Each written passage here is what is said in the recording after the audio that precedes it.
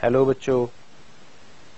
तो बच्चों आज हम डिस्कस करेंगे आपके साथ चैप्टर नंबर 5 के एक्सरसाइज 5A के क्वेश्चंस के साथ। और मैं मान के चल रहा हूं कि आपने इन क्वेश्चंस को एक बार अवश्य ट्राई करा होगा। तो फटाफट से बच्चों अपना रजिस्टर और बुक निकाल लो और हम शुरू करते हैं डिस्कशन एक्सरसाइज 5A का। Question number 1, 4p3। तो इसको कैसे ओपन करेंगे? Factorial 4 upon factorial 4 minus 3।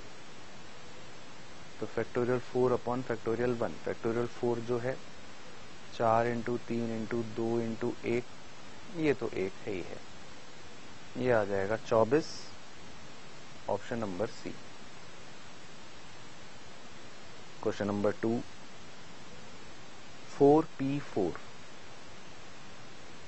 4p4 कैसे ओपन होगा? Factorial 4 upon factorial 4 minus 4। तो फैक्टोरियल 4 माइनस 4 यानी फैक्टोरियल 0, तो यानी कि ये भी 1 होता है। फैक्टोरियल 4 24, तो ऑप्शन नंबर बी। उसके बाद question number 3, factorial 7 is equal to. तो फैक्टोरियल 7 कैसे ओपन होगा? 7 into 6 into 5 into 4 into 3 into 2 into 1। इसे सॉल्व करेंगे बच्चों आप, तो आएगा 5040, ऑप्शन नंबर ए। तो ये सिंपल क्वेश्चंस होते हैं। क्वेश्चन नंबर 4 जिसमें बस सीधा हमें पूछ रहा है क्या करना है, निकालना है हमें। तो फैक्टोरियल 0 ये पढ़ रखा है इज इक्वल टू 1 होता है, ऑप्शन नंबर बी। उसके बाद 5, NPR। In NPR n is always. पूछ रहे इसमें n क्या होगा? तो बच्चों n जो है वो हमारे टोटल नंबर ऑफ ऑब्जेक्ट्स हैं। अब वो total number of objects negative में तो हो नहीं सकते, पॉजिटिव ही होंगे, और वो फ्रैक्शन में हो नहीं सकते, तो जाहिर सी बात है पॉजिटिव इंटीजर ही होंगे। तो पॉजिटिव इंटीजर का मतलब हो गया ऑप्शन नंबर सी।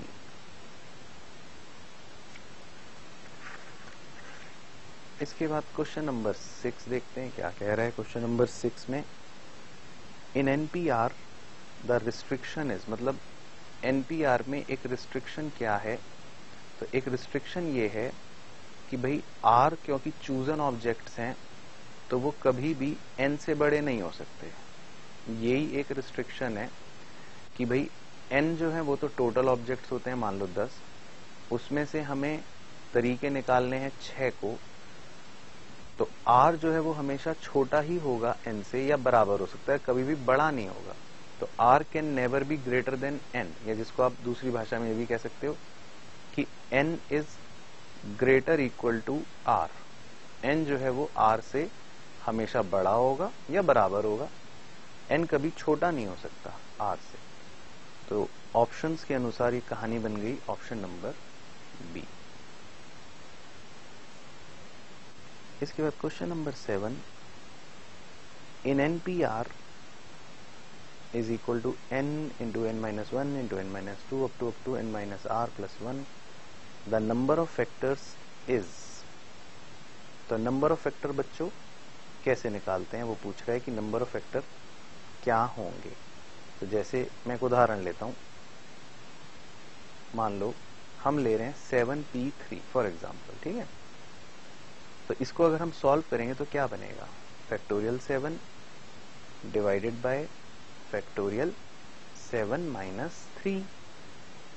तो फैक्टोरियल 7 बचेगा फैक्टोरियल 4।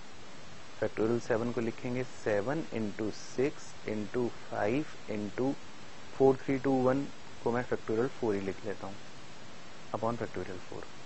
फैक्टोरियल 4 से फैक्टोरियल 4 कट जाएगा, तो 7 इंटू 6 इंटू 5 बचा।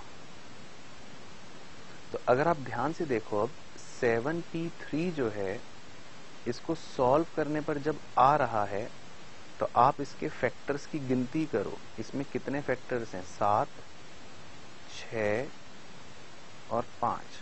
तो कितने फैक्टर्स हैं? 3 फैक्टर्स हैं, है ना। तो ये एक नियम होता है बच्चों इसके अंदर, अगर मैं 7p4 निकालता तो 4 फैक्टर्स बच रहे होते, या मान लो आप 12p8 निकालते तो 8 फैक्टर्स बच रहे होते। यानी कि कहानी ये है कि जितनी ये वैल्यू होती है हमेशा उतने ही फैक्टर्स होते हैं। तो अब वो पूछ रहे NPR में कितने फैक्टर्स होंगे, तो NPR में होंगे टोटल R फैक्टर्स। तो सीधा आंसर इसका हमें पता है। मैंने लेकिन एक उदाहरण दे दिया ताकि आपको उदाहरण से भी समझ आ जाए। तो कितने फैक्टर्स होंगे, R फैक्टर्स होंगे, option number D.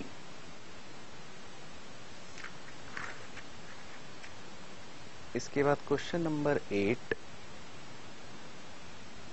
NPR can also be written as. तो NPR को हम कैसे लिख सकते हैं, फॉर्मूला पूछ रहा है factorial n upon factorial n minus r। तो सीधा सीधा हो गया ऑप्शन नंबर ए। उसके बाद question number 9, if NP4 is equal to 12 into NP2 then n is equal to.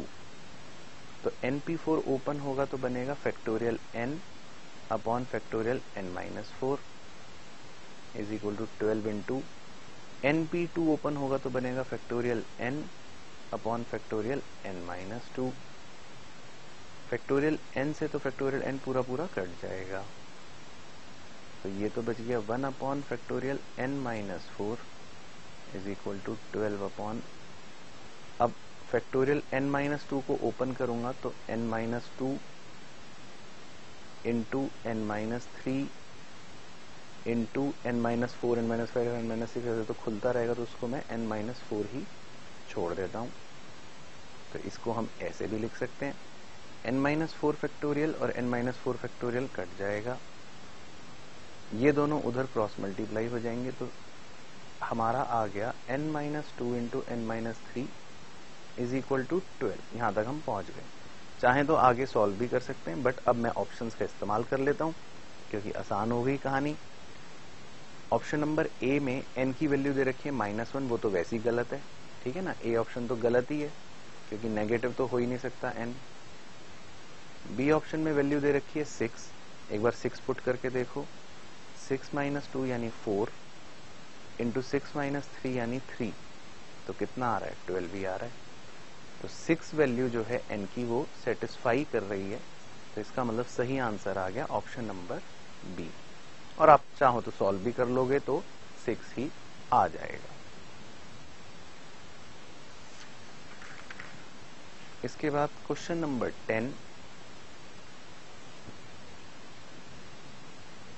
If NP3 is to NP2 is equal to 3:1 then n is equal to, तो इसमें भी बच्चों बड़ा सिंपल है, factorial n upon factorial n minus 3 divided by factorial n divided by factorial n minus 2 is equal to 3/1। तो factorial n upon factorial, इसे तो यही ले लो अभी, divided by factorial n, factorial n minus 2 को ओपन करोगे तो n minus 2 into n minus 3 n minus 4 n minus 5 चलता रहेगा, तो उसको फैक्टोरियल n माइनस 3 ही लिख लेता हूँ इज इक्वल टू 3। अब क्योंकि ये डिवाइडेड बाय है तो इंटू करोगे तो उल्टा हो जाएगा, तो मतलब ये से ये कट गया, ये से ये कट गया, तो इसका मतलब सीधा सीधा क्या बच गया, n minus 2 is equal to 3, तो n इज इक्वल टू 5, तो n का आंसर 5 आ जाएगा, यानी ऑप्शन नंबर सी। इसके बाद question number 11, m plus n p2 is equal to 56, comma m minus n p2 is equal to 30। तो दो equations वाले दे रखे हैं बच्चों, तो इसमें बड़ा आसान होता है कि हम ऑप्शंस का इस्तेमाल करके देख लें।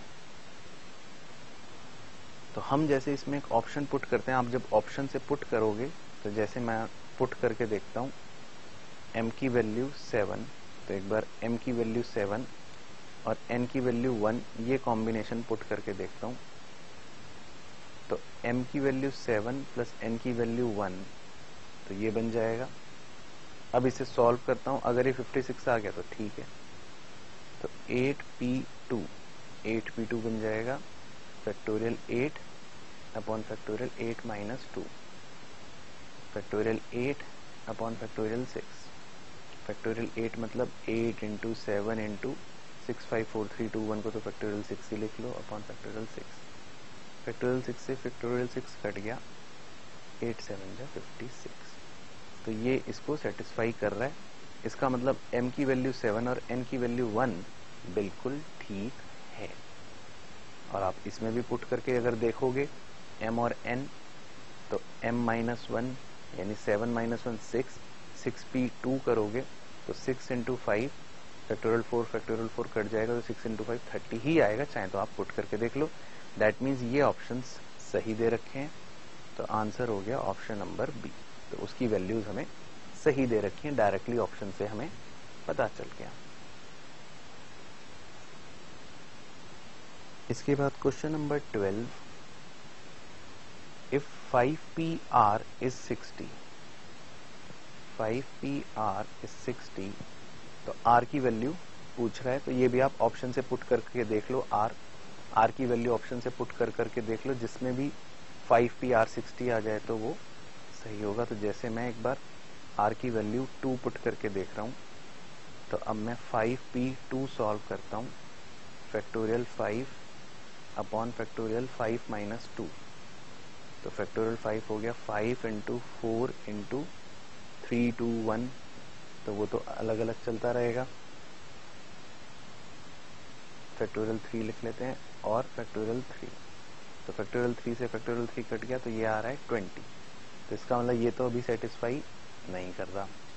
इसके बाद आप 4 पुट करके देख लो इसी में, तो r की जगह 4 पुट करोगे तो 5p4, तो यानी फैक्टोरियल 5 अपॉन फैक्टोरियल 1, फैक्टोरियल 5 हो गया 5 इंटू 4 इंटू 3 इंटू 2, ये आ जाएगा 60। तो इसका मतलब r की वैल्यू 4 जो है वो सेटिस्फाई कर रही है। तो डायरेक्टली आप ऑप्शन से पता लगा लोगे, जो सेटिस्फाई नहीं करे वो इसका मतलब गलत है, जो सेटिस्फाई कर रहा है वो इसका मतलब सही है। तो r की वैल्यू आपको सही वाली पता चल गई। इसके बाद क्वेश्चन नंबर 13, ये भी बच्चों n1 plus n2 p2 is equal to 132, और दूसरी इक्वेशन है n1 minus n2 p2 is equal to 30। तो वो पूछ रहा है n1 और n2 की क्या वैल्यूज हैं। तो n1 और n2 की आप वैल्यूज ऑप्शन से पुट करके देख लो। जैसे एक ऑप्शन में दे रखा है n1 9 दे रखा है, n2 3 दे रखा है, तो मैं जैसे ये वाला पुट करके देखता हूँ, आपको ये और पुट करके देख लो चाहे। तो n1 प्लस n2 मतलब 9 प्लस 3 12p2, तो 12p2 को सॉल्व करता हूँ तो देखते हैं क्या 132 आ रहा है। फैक्टोरियल 12 अपॉन फैक्टोरियल 12 माइनस 2, तो फैक्टोरियल 12 खुल के ये बन जाएगा, फैक्टोरियल 10 कट जाएगा, 12 इंटू 11 132। हाँ, तो सेटिस्फाई कर रहा है। इसका मतलब n1 और n2 की ये वैल्यू सेटिस्फाई कर रही है, और आप चाहे इन्हें इसमें भी पुट करोगे तो ये 30 ही आ जाएगा, 6p2 बन जाएगा, और 6p2 30 होता है। तो इसका मतलब ये वैल्यूज सही वैल्यूज हैं, तो option number C is correct answer. उसके बाद question number 14, the number of ways the letter of the word computer can be rearranged. ठीक है, एक तो इसमें रीअरेंज्ड वर्ड को ब्लॉक बना लो, रीअरेंज्ड वर्ड को। तो इसमें वो एक वर्ड दे रहा है कंप्यूटर, ठीक है ना, और वो पूछ रहा है कि इसके लेटर्स को आप कितनी प्रकारी से रीअरेंज कर सकते हो। तो इसमें देखो कितने लेटर्स हैं, 1 2 3 4 5 6 7 8।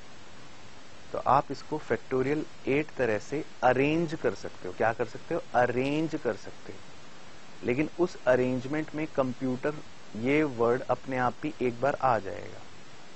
तो क्वेश्चन में लिखा है, ध्यान से पढ़ना, कंप्यूटर कैन बी रीअरेंज्ड, क्योंकि क्वेश्चन में लिखा है रीअरेंज्ड।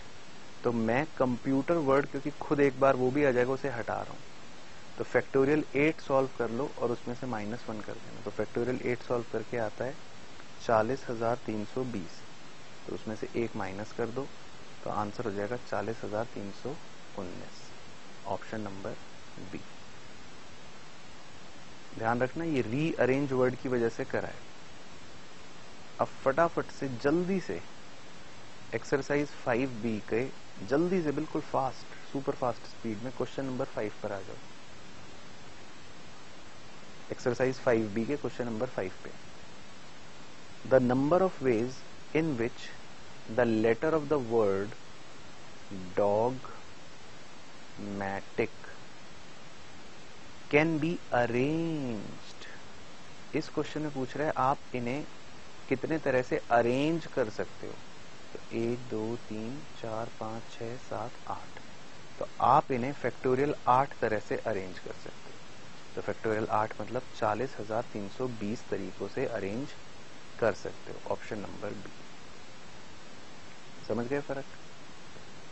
तो उस क्वेश्चन में अरेंज पूछा है तो इसीलिए आंसर है 40,320। लेकिन इस क्वेश्चन में, क्वेश्चन नंबर 14 में पूछा था in how many ways you can rearrange. Rearrange का मतलब है ये तो है, ये एक बार हो चुका, इसके अलावा और कितने? तो इसके अलावा 40,319 बार। और अरेंज मतलब कि सारे कुल मिलाकर कितनी बार आप अरेंज कर सकते हो? फैक्टोरियल 8 बार अरेंज कर सकते हो। ठीक है ना? तो इसका ध्यान रखना एग्जाम में कि अरेंज कह रहा है कि रीअरेंज कह रहा है। मैंने दोनों क्वेश्चन इसीलिए आपको लिंक करके करवा दिए ताकि आपको याद रहे। हालांकि कई बच्चों ने सही करा होगा। Question number 15। The number of arrangements of the letter in the word failure so that vowels are always coming together. कह रहा है कि बताओ कैसे आप फेलियर वर्ड को अरेंज कर सकते हो कि वॉवल्स इकट्ठे आ जाएं। तो इसमें वॉवल्स कितने हैं? A I U E। तो A I U E, तो ये तो चारों इकट्ठे ही आएंगे। तो ये एक यूनिट बन गया, ये 1 बन गया इस तरह से। इसके अलावा बच गए कॉन्सोनेंट्स कितने? F, L, R। तो एक यूनिट ये है, एक यूनिट R है, एक यूनिट L है, एक यूनिट F है। तो भाई इन 4 चीजों को आप कितने तरह से अरेंज कर सकते हो? फैक्टोरियल 4 तरह से अरेंज कर सकते हो। ये तो हो गया इन चारों का अरेंजमेंट। और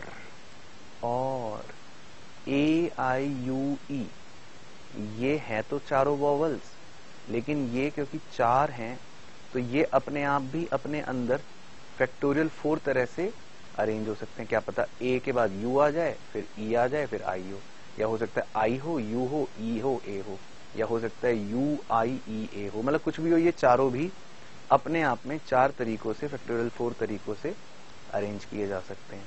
तो कुल मिलाकर यानी कि 576 तरीकों से इस फेलियर वर्ड को अरेंज कर सकते हैं जिसमें वॉवल्स इकट्ठे आए। तो ऑप्शन नंबर ए। तो option number A is your answer. उसके बाद है क्वेश्चन नंबर 16। लेकिन उससे पहले हम क्वेश्चन नंबर एक बार 17 करेंगे ताकि आपको लिंक बन जाएगा। तो क्वेश्चन नंबर 17 में लिखा है an articles are arranged in such a way that 2 particular articles never come together, then the number of such arrangements. Notes में लिखवाया था formula n-2 into factorial n-1। तो सीधा सीधा ऑप्शन ए कह रहा है कि 2 आर्टिकल्स इकट्ठे नहीं आने चाहिए। तो ऐसा अरेंजमेंट बताओ कि 2 आर्टिकल्स इकट्ठे ना आए। ठीक है, अब 16 पढ़ो, अब आपको मजा आएगा। 10 examination papers are arranged in such a way that the best and worst papers never come together. कह रहा है कि 10 एग्जामिनेशन शीट्स हैं या पेपर्स हैं, उन्हें ऐसे अरेंज करो कि सबसे अच्छा और सबसे बेकार इकट्ठे ना आए। तो यानी इसमें वो दो चीजों को कह रहा है कि दो चीजें इकट्ठे नहीं आनी चाहिए। तो क्या फॉर्मूला लगाओगे, n-2 इंटू फैक्टोरियल n-1, तो यानी 8 इंटू फैक्टोरियल 9। तो 8 इंटू फैक्टोरियल 9 कौन सा ऑप्शन बन गया, ऑप्शन नंबर सी। तो देख रहे हो ना, इसीलिए पहले 17 करवाया था क्योंकि इसका एप्लीकेशन है 16। इसके बाद question number 18, if 12 school teams are participating in a quiz contest, तो 12 स्कूल टीम्स हैं total, then the number of ways the first, second and third position में बी वॉन। तो first, second and third position जो है वो कितने तरीकों से हो सकते हैं। तो यानी कि हमें 12 कुल टीमों में से 3 1, 2, 3 पोजीशंस की टीमों का तरीके बताने। तो सीधा सीधा आंसर हो जाएगा 12p3 NPR। तो 12p3 तो आप सॉल्व कैसे करोगे, फैक्टोरियल 12 अपॉन फैक्टोरियल 12 माइनस 3। तो 12 इंटू 11 इंटू 10 कितना आ जाएगा, 1320। तो यानी ऑप्शन नंबर बी। तो इसका सही आंसर आ जाएगा ऑप्शन नंबर बी। उसके बाद क्वेश्चन नंबर 19 आ गया बच्चों, देखो, the sum of all 4 digit number containing the digits 2, 4, 6, 8 without repetition is. ये मैंने आपको स्टेप वाइज इस तरह का क्वेश्चन लिखवाया था कॉन्सेप्चुअल लेक्चर में, आप वहां से स्टेप देख सकते हो। सबसे पहला स्टेप था कि हम फैक्टोरियल 4 कर देंगे, वो आएगा 24।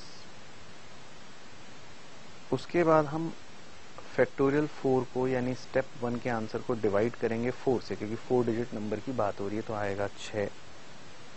उसके बाद स्टेप 3 जो सबसे इंपॉर्टेंट था कि हम उस 6 को मल्टीप्लाई करेंगे सम ऑफ डिजिट से। डिजिट्स हमें दे रखे हैं 2, 4, 6 और 8। तो 2, 4, 6 और 8 कितने हो गए, 2 और 4 6, 6 और 6 12, 12 और 8 20। तो 20 इंटू 6 कितना हो गया, 20 इंटू 6 सर 20 इंटू 6 हो गया 120। तो अब आपका जो फाइनल सम आएगा 4 डिजिट्स नंबर का 120, क्या सिखाया था, प्लस 1200, क्या सिखाया था, प्लस 12,000, क्या सिखाया था, प्लस 1,20,000। 4 बारी करने क्योंकि 4 डिजिट नंबर है, तो इन्हें जोड़ लो, कितना आएगा सर, 1,32,000, 1,33,200, 1,33,320 आ गया। तो 1,33,320 का मतलब हो गया ऑप्शन नंबर डी, है ना, ऑप्शन नंबर डी। उसके बाद question number 20, the number of 4 digit numbers greater than 5,000 can be formed out of the digits 3, 4, 5, 6 and 7। तो 3, 4, 5, 6 एंड 7 इन डिजिट्स से हमें the number of 4 digit numbers greater than 5,000, हमें ये बताना है कि कितने 4 डिजिट्स नंबर बनेंगे जो 5,000 से ज्यादा हो, है ना, ये बताना। तो देखो भाई 4 डिजिट्स नंबर बनाने का मतलब है कि नंबर ऐसे बनेंगे, है ना, 4 डिजिट, कोई भी 4 आएंगे इनमें से। अब 4 डिजिट नंबर तो बनाना है लेकिन वो 5,000 से बड़ा होना चाहिए, तो इसीलिए क्या क्या कॉम्बिनेशन या परम्यूटेशन हो सकते हैं। अब हो सकता है कि 5,000 से बड़ा नंबर जो हो 4 डिजिट, वो 3 से तो शुरू होगा नहीं, जाहिर सी बात है। पता चला 3, 4, 7, 6 बन गया, तो वो 5,000 से तो छोटा हो जाएगा ना। तो स्टार्टिंग में नंबर या तो 5 से शुरू होगा या 6 से या 7 से। पहला डिजिट इन दोनों में से नहीं हो सकता, 3 नहीं हो सकता, 4 नहीं हो सकता। तो एक डिजिट तो यहां आ गया, तो मान लो 5 तो यहां फिक्स हो गया ना, इसकी तो जगह पक्की हो गई, मान लो 5 तो फिक्स हो गया। तो अभी इसको ये तो अपनी जगह पकड़ के बैठ गया। अब बचे हैं 3, 4, 6, 7। तो 3, 4, 6, 7 में से कोई भी अपनी 3 जगह ले लेगा। तो क्या बन गई बात? 4p3 है ना। क्या बन गई बात? 4p3। या फिर हो सकता है और पहला नंबर 6 हो, पहला नंबर 6 हो, उसने अपनी जगह पक्की कर ली। अब बचे 3, 4, 5, 7। तो इन 3 में 3, 4, 5, 7 में से कोई आ जाएगा, यानी फिर से क्या बन गई बात? 4p3। या पहला नंबर 7 हो, वो फिक्स हो गई जगह, और बचे हुए 3 में से कोई भी इन 4 में से 3 डिजिट्स हो सकते हैं। तो क्या बन गई बात? 4p3। तो इसका मतलब 4p3 plus 4p3 plus 4p3 निकाल लो, तो मैं ऐसे भी निकाल सकता हूं 3 इंटू 4p3। तो 3 इंटू 4p3 सॉल्व करो तो सर क्या आएगा? 3 इंटू 4p3 में फैक्टोरियल 4 अपॉन फैक्टोरियल 4 माइनस 3। तो 3 इंटू 4 इंटू 3 इंटू 2 इंटू 1, तो ये 24 होता है। 24 इंटू 3 72 होता है। तो टोटल 72 तरीकों से ये डिजिट्स बन सकते हैं, यानी ऑप्शन नंबर ए। उसके बाद क्वेश्चन नंबर 21। तो क्वेश्चन नंबर 21 देखते हैं क्या कह रहा है। 4 digit numbers to be formed out of the figures 0, 1, 2, 3, 4. No digit is repeated. Then the number of such numbers is। ठीक है, तो अब वो कह रहा है कि 4 डिजिट नंबर जो बन सकते हैं किससे? इन 5 नंबरों से, वो बताओ। तो बता सकते हो? अब इसमें हमें फिर से 4 डिजिट नंबर चाहिए, है ना, इन 5 से।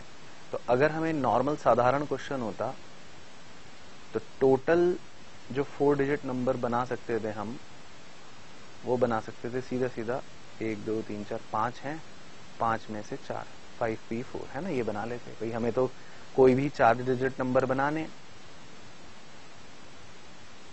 अब कोई भी 4 डिजिट नंबर तो मैं बना लूंगा, लेकिन मान लो कोई डिजिट या कोई नंबर ऐसा बन गया जिसमें पहली प्लेस पर 0 आ गया, मान लो, और उसके बाद कुछ भी लिखा है 4, 3, 2 या 2, 3, 1 या 1, 2, 3, तो वो टेक्निकली 4 डिजिट नंबर तो नहीं है ना। तो 0 पहली प्लेस पे नहीं होना चाहिए। तो अब मैं ये देख रहा हूं कि कितने नंबर ऐसे हैं या कितने तरीके ऐसे हैं जिसमें 0 पहली प्लेस पर है। एक बार देख रहा हूं, ऐसी मस्ती करता हूं कि मान लो ये निकालता हूं कि कितने तरीके ऐसे हैं जिसमें 0 पहली प्लेस पर है। तो 0 को कर दिया फिक्स, तो 0 तो हो गया फिक्स, है ना। अब बचे हुए 1, 2, 3, 4 में से कोई भी यहां 3 पे फिट होएगा, क्योंकि 0 ने तो अपनी जगह घेर ली। तो यानी 4p3। तो अब देखो, अब हमें चाहिए ऐसे 4 डिजिट नंबर जो प्रॉपर हों।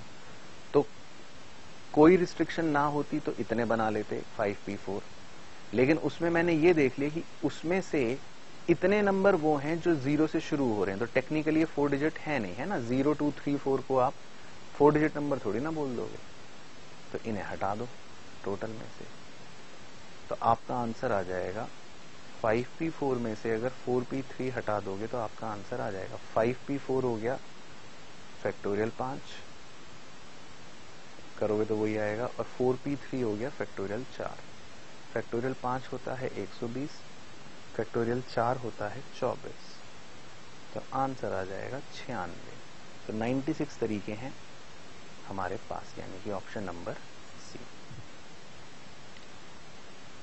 इसके बाद question number 22। The number of ways the letter of the word triangle to be arranged. Triangle word है, लिख लेते हैं एक बार। triangle so that the word angle will always present। अच्छा, तो उसने वर्ड एंगल को कह दे भाई ये तो होने ही होना चाहिए, और इसमें आप आगे पीछे भी नहीं कर सकते, एंगल वर्ड ही होना चाहिए। तो ये अपने आप में एक यूनिट बन गया, मतलब ये तो पूरा एक बन गया ना, ये ऐसे ही रहेगा। बाकी टी अलग, आर अलग, आई अलग, तो ये 1 2 3 और ये पूरा एक ही यूनिट हो गया 4। तो इन्हें अरेंज करने के कितने तरीके हो गए फैक्टोरियल? 4 तरीके, सीधा सीधा 24। Option number C. तो ये तो सिंपल था। उसके बाद क्वेश्चन नंबर 23, लास्ट क्वेश्चन इस एक्सरसाइज का। If the letters world daughter, लिख लेते हैं DAUGHTER, are to be arranged so that vowels occupy the odd places, then the number of different words are। ठीक है, तो कह रहा है कि इसमें आप ऐसे अरेंजमेंट्स बताओ लेटर्स के कि वॉवल्स जो है वो ऑड प्लेसेस पर ही आए। 1 2 3 4 5 6 7 8, टोटल 8 प्लेसेस हैं। अब वॉवल्स जो हैं वो कितने, एक बार गोला लगा लेता हूँ, ए है, यू है और ई है, और कॉन्सोनेंट्स हैं बचे हुए 5। तो वो ये कह रहा है कि वॉवल जो है वो ऑड प्लेस पर ही आए, तो या तो वॉवल पहले प्लेस पर आएगा, या तीसरे पर आएगा, या 5वें पर आएगा, या 7वें पर आएगा, है ना। तो वॉवल तो इसी में आ सकते हैं, 4 जगहों पर आ सकते हैं। और वॉवल हैं कितने? 1 2 3। तो खाली अगर वॉवल्स की प्लेसमेंट्स देखूं तो 4p3 बन गया। 1 2 3 4 जगहें हैं जिसमें से कोई भी 3 आएंगे, तो 4p3। तो मान लो इन 4 में से तो 3 जगह कहीं पे भी 3 वॉवल आ गए, मान लो 1 2 और यहाँ पे 3 पे वॉवल आ गए। अब बची कितनी जगह?